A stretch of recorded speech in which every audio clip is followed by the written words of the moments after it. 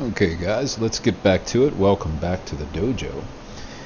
In our last tutorial, rendering stills from Maya part 1, we set up our render settings and created a list of AOVs.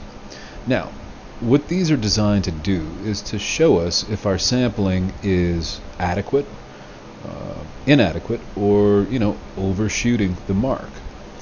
Now you may think, well, with Arnold's denoiser, why do I need the AOVs? And we've kind of discussed this, but I'm going to go over it again. Whoops, sorry.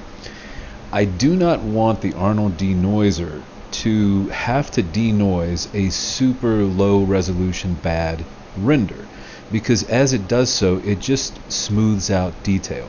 Perhaps we can look at an example and show you what I mean in a second. So it's fine to use the denoiser for stills. However, we still want our sampler of our render to be adequate and high, so that the Arnold denoiser has less work to do, sort of less guesswork to do, because it is making guesses between pixels when it works. So for instance, let's pull up, if I were to bring my samples down, let's say I want to get this done super quick. I don't care about quality, I don't care about my grade, none of that matters. I'm going to close the graph real quick and let's pull up our renderer, and I want to render this image. Give it a sec.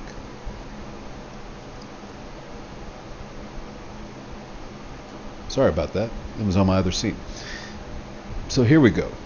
I've let Arnold render with those very low settings. You can see that I've got a lot of detail here in my stone. This is displacement map detail that I've brought in from work that I did in Mudbox. And again, I wanted to create a scene that rendered and looked like a studio shot, of something in a photo studio. I'm going to stop this render real quick. Let's take a snapshot just for a second. Here we go. And let's look at this with the Arnold denoiser turned off. That is what my scene looks like. So I'm asking Arnold to make a lot of guesses in here about what the quality should be. The reality is, the average person might not notice some of this. However, a really good artist would never want to ask Arnold to make this big. I'm going to turn the denoiser back on to make this big of a leap of logic of which things should look like, and I'll show you why. If we zoom in really close, you'll see that I've got some pretty fine detail in here. The moment I turn the denoiser on, that fine detail starts to get very smoothed out. My textures start to get smoothed out. They lose their acuity, fancy term for sharpness, and all these sort of things. So Arnold is doing its job. It's trying to denoise it. However, it's making some decisions I probably wouldn't make. So let's stop this render, minimize this, and we'll go back to our render settings here. So I'm going to put this back up to camera AA3 and just kind of a minimum. Let's do diffuse 3. Actually, diffuse 2 would be fine. Specular 3, because we've got some pretty shiny glass here, and we've got some pretty high specularity on the base here. And then transmission, I'm going to turn up to 3. Those are the most important things, and I'm going to show you why. So let's look at our last render. Actually, let's do this. Let's do 322. Let's do our standard straight up so that you guys can kind of see what I'm getting at here. And no, I'm not trying to mess with you or confuse you. I want to make sure that this lesson is getting across. All right, I'm going to turn off the Arnold denoiser. I don't want it generally for my preview render, believe it or not. It's actually a lazy person's way of rendering. It does a great job once we're within sort of striking distance of our adequate render. Now I'm going to pause for a second and let this finish rendering. It'll go pretty quickly. Alright, now that took about 1 minute and 30 seconds. Now remember, this is a 64 core system chewing through this, so it will go a bit more quickly than your average system. However, still nothing stupid crazy. What I would like you to see here, though, is with our sample set higher, it's still noisy. It needs to be cleaned up. However, this was our original, the previous render we did that had heavy denoising. And now when I turn it off, you can see that my highlights, these very fine highlights that are happening in some of these places, get lost when Arnold denoises it. And now when I set proper sampling, all my details are sharper and I'm not losing so many of them. Now, we're pretty close, and if I turn the denoiser on at this point, I think we'd get a fairly good result. So, off, on. And you can see it's getting rid of some fireflies and some dancing pixels in some of these areas. Now again, this may seem minute to you. However, if this were an animation, those dancing pixels and those fireflies would be a huge deal, and they would be pretty problematic visually. So rendering stills is a different process than rendering an animation sequence. I need you guys to know that as we're working forward here, so that you don't try to use the same techniques rendering an animation. We'll talk about that in a different tutorial. So for now though, I want to set this up and I want to look at something. So remember we turned on those AOVs, so how do I know where to go back and, let's say, I'm going to minimize that a little bit. Let's put that kind of in screen here like so we can see everything. Zoom out a bit and I'll scale that so it's a little easier to see. How do I know then what samples to push up? Now, experience will generally tell me what I need to do. You've been rendering for 20 years, you kind of get a sense of it. Even then though, sometimes I'm out in the weeds and I'm not exactly sure. So what we're going to do is we're going to use our AOVs. Move that back out real quick. Again, I'm turning off the Arnold denoiser so that I can see my AOVs in all of their glory. These AOVs are designed to show us what the diffuse pass looks like by itself. All three of these passes together are known as the beauty pass, and honestly, very few professionals render beauty passes. We generally will render diffuse, specular, transmission, indirect, all of these things separately and kind of composite them later. For now though, you guys are good doing that. So this is what our diffuse pass looks like. Really, you can see it's just our background cloth here and our wood. You can see there's no shininess on it or anything like that. You will also notice there's a lot of noise in the indirect shadows here in our diffuse pass. So I'm like, okay, that gives me a bit of information. I may need to increase the samples on the diffuse pass to clean up this area right here. Now that's not totally true, and I'll tell you why in a second. So let's look at specular. How does our specular look? Well, let's zoom in a little bit. Specular actually looks pretty clean. That's not too bad. I'm happy with that. So I think specular samples of 2 are more than fine right now. Oh, I need to move this cloth up just a kitten whisker to make sure it's touching the base right there. Okay. So specular pass looks pretty good. And next, let's look at transmission. Transmission is where a good bit of the noise is happening, and that's the light traveling through this glass, interacting with our surface, reflecting around in here, and traveling back out. Now that is an actual complex calculation for the render engine, and I would expect it to take a few more samples. However, my AOVs show me that that's where my noise is coming from. So here's what we're going to do. We are going to up our transmission samples to 3. I'm not going to go crazy. I don't need 4 or 5 just right now. Specular can stay at 2. And remember I said diffuse we would pump up to clean up. I'll go back here to our diffuse pass to clean up these shadows. The reality is, just because it's present in the diffuse pass doesn't mean it's a problem with the diffuse samples, but we're going to push it up to 3 to see if that helps things. Generally, we would have to push the camera anti-aliasing up. Now, I know this all sounds super confusing, and you may want to watch this video once or twice or 3 times to get a sense of how we start to set these samples. Visually, though, we can tell by using our AOVs where most of our problems lie. Now, I've reset these samples. Everything's a little bit higher.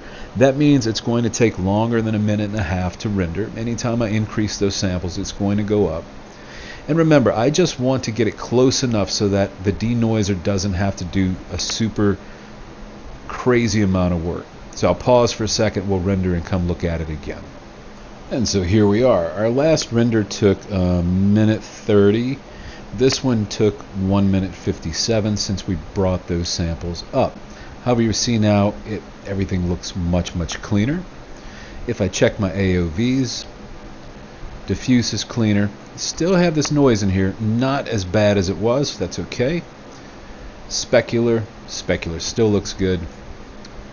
And transmission, much better. So it's at this point I can turn on the Arnold denoiser and I can see if there is a huge difference. I want you to see this. This is without the denoiser, with the denoiser. So that means we really have very little noise in here. We have gotten very close with our sample settings. That's where I would prefer my render to be. So I'm going to kind of tweak the scene a little bit here. Let's move this out of the way. I'm going to put this on another screen just for a second. Remember I said I need to kind of move this up just to make sure that I am touching my base here. I'm just underneath it. That should be about right. Let's do our final render, and then we'll look at how we save out our rendered image once we've gotten everything tweaked and properly sampled. Let's hit render, and we'll come back and I'll let you know what to do. Alright, and there we have it. A beautifully rendered final image here. Minute 57 seconds for the render. Nothing too bad. This is 2K. So if we were looking at this at 100%, you can see that we've got a nice clean render. I'm letting the Arnold denoiser do its work. If I turn it off, the only place we have a bit of noise is right here in the indirect lighting, in the indirect shadow. I would normally have to raise my camera AA if I wanted to get rid of that without the Arnold denoiser. So if this were an animated sequence, I would have to boost these numbers a bit more. Since we're just rendering stills, I'm at a point where I'm comfortable using the denoiser. It is not erasing any of my detail, fine highlights and things like that. Good to go. Now, what do we do from here? So now I need you to go into the Arnold render view, and under File, I want you to save a multi-layer EXR. And we'll save the multi-layer EXR. I'm going to put this in one of my drives here. Again, I have everything sort of organized very specifically. Art archives, 18, and let's put it into my relics here. And we'll call this one Stone 4. You can see that I've been doing a lot of test renders, or, well, renders of other things you guys probably aren't going to see for my personal work. So I've saved it. We're good to go there. Alright, so now what do we do once we've saved it? How do I turn it in to the professor? What do I do? Well, here's where we're going to do it. We're going to minimize Autodesk Maya, and we are going to open Adobe Photoshop here. And I'll show you how we process these images and get them ready for turn-in. So we'll go to File, Open. You can use Adobe Bridge to find these, either however you want to do it. And we'll go grab Stone 4, which we just rendered. Now, because it is a multi-layer EXR file, Professor, what's a multi-layer EXR file? A multi-layer EXR file is a 32-bit file, meaning our image that we saved has a huge color gamut. That means we can do a ton of correction. We can do a ton of processing. There's so much stuff we can do to it without degrading its quality, and I'll show you what I mean by that in a second. However, because it is a multi-layer EXR in OpenEXR format, when we open it in Photoshop, Photoshop is going to ask us this question. And my preference is generally to say, let's read the transparency as alpha channel. We don't have any transparency in ours, but if we did, I'd prefer it to be dedicated to an alpha channel. We'll say OK here, and there's our image. Now you may notice that it looks a bit different from our render. Pop that back up real quick. There's our render. And here's our Photoshop. It's missing some richness, it's missing some contrast, and that is a feature, not a bug. And you're going to learn this more as the semester goes on. This is the ideal type of image that we want, whether we're taking a photograph, making a render, or shooting video. From a cinematic point of view, I always want a high density data image, like a 32-bit EXR, and I want the widest gamut that I can get. You can see here, even in my deepest shadows, I have a lot of detail. And the reason is we haven't processed the image yet. That's our next step, and I'm going to show you how to do that. Fit that about right there. I need you to go up to Image, and then we're going to go to Mode and switch the image from a 32-bit. I usually go to 16-bit for mine, but for you guys we can go to 8-bit channel right here. And then you're going to say, whoops, give it a sec. When you do that, it's going to pull up the raw image processing dialog. Probably. Now you're going to do it and it won't happen unless you've done this. I'm going to hit cancel just for a second. Let's go to edit and let's change our preferences to make sure that that's how it opens it. So let's open image processing in our preferences. They might have moved it. Let's check. Let's go to general.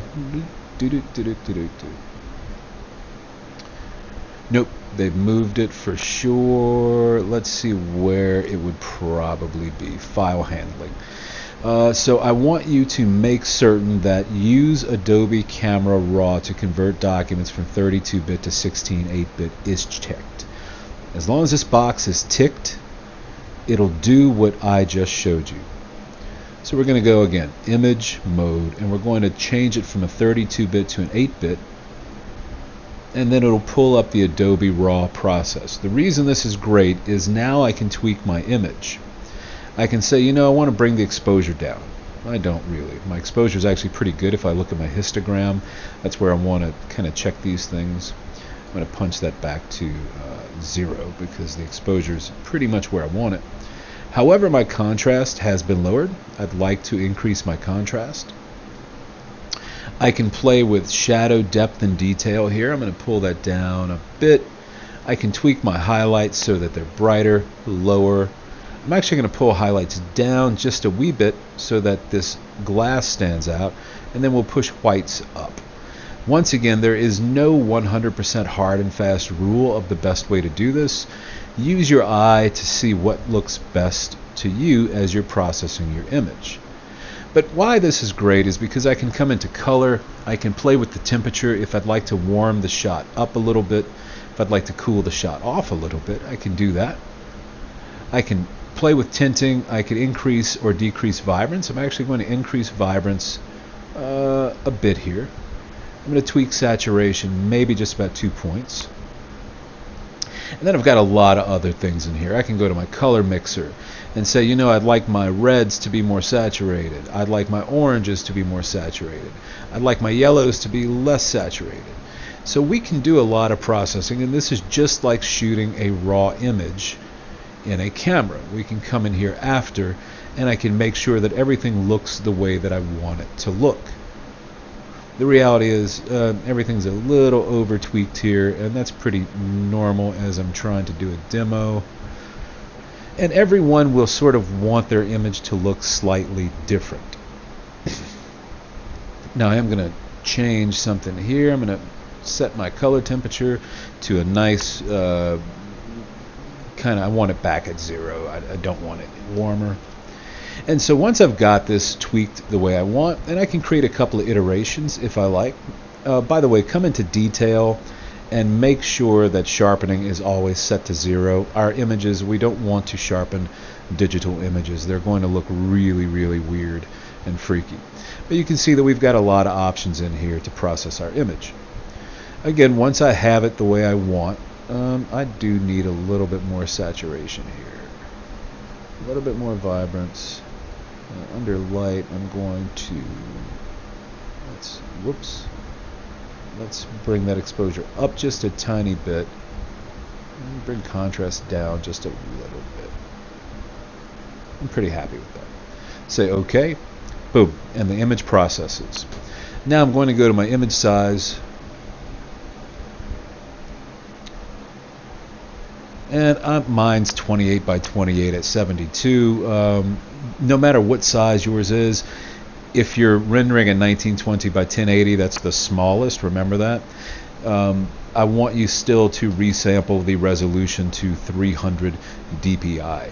anytime we're doing something, Control 0 to fit on the screen, anytime we're doing something that's meant to be printed or seen as a still image, we should be saving that at 300 dpi. I'm now going to go to File, Save As, and I'm going to save this as a JPEG.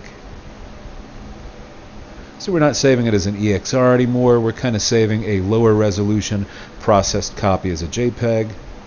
And in the JPEG dialog, I want to set it to baseline standard and always quality of 12. Hit OK. And that's it. C'est tout fini. We're done.